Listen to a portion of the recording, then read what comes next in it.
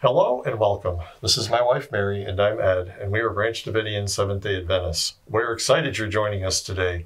We present or expound on a principle or belief related to the SDA Sabbath School Quarterly each week. The Sabbath School lessons for this quarter deal with education. We will be diving into Ellen White's book, Education, in particular to learn the keys to salvation and entrance into the kingdom of heaven. In the first chapter of her book, Education, entitled The Source and Aim of True Education, Ellen said, "Our ideas of education take too narrow and too low a range. There is need of a broader scope, a higher aim.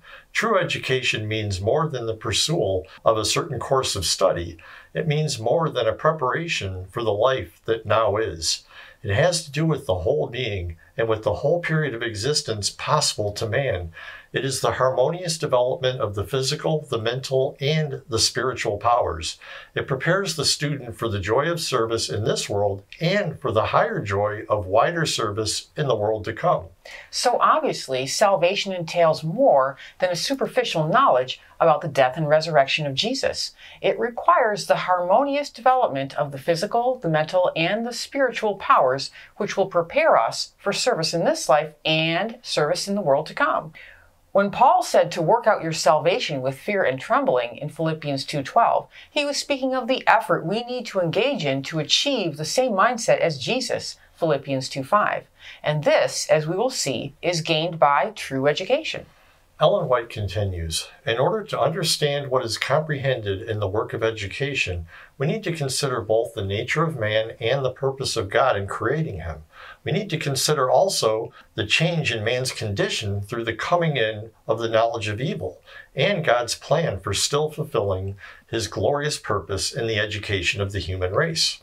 So in her next paragraph, we will see the purpose of God in creating us and the work of true education. She continues, "When Adam came from the Creator's hand, he bore in his physical, mental, and spiritual nature a likeness to his Maker. God created man in his own image, Genesis 1:27, and it was his purpose that the longer man lived, the more fully he should reveal this image, the more fully reflect the glory of the Creator. All his faculties were capable of development. Their capacity and vigor were continually to increase. Vast was the scope offered for their exercise, glorious the field open to their research. The mysteries of the visible universe, the wondrous works of him which is perfect in knowledge, Job 37:16, invited man's study. Face-to-face, heart-to-heart communion with his Maker was his high privilege. Had he remained loyal to God, all this would have been his forever. Throughout eternal ages, he would have continued to gain new treasures of knowledge, to discover fresh springs of happiness, and to obtain clearer and yet clearer conceptions of the wisdom, the power, and the love of God. More and more fully would he have fulfilled the object of his creation, more and more fully have reflected the Creator's glory."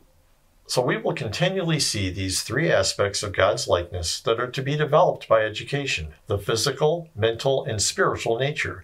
Ellen continues, "But by disobedience, this, a likeness to God, was forfeited. Through sin, the divine likeness was marred and well nigh obliterated.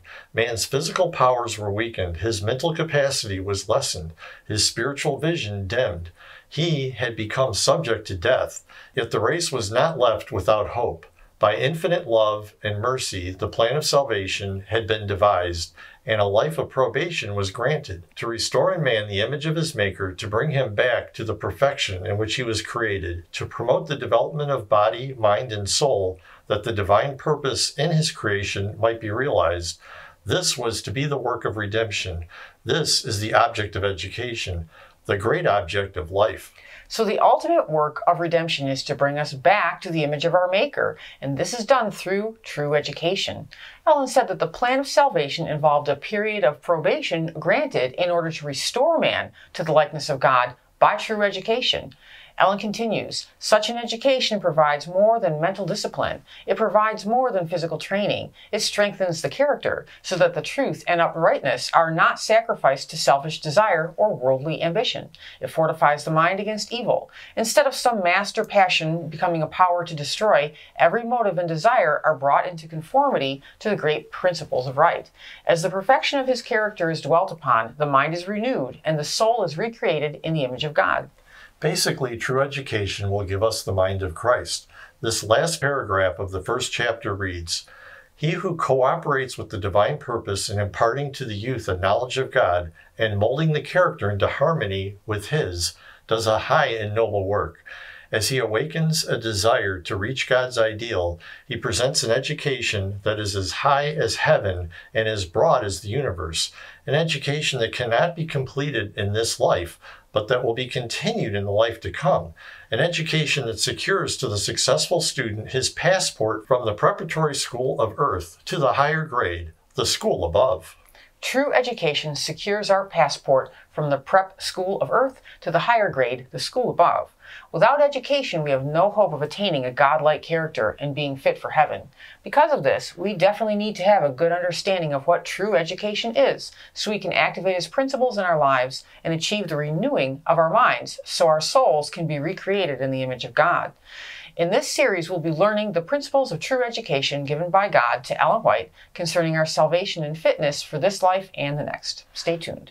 Thank you for staying with us through the entire video. We invite you to visit our website, www.bdsda.com, to learn more about who we are and, just as important, who we are not. Please join us each week as we will continue to offer new and interesting insights for your Sabbath School studies.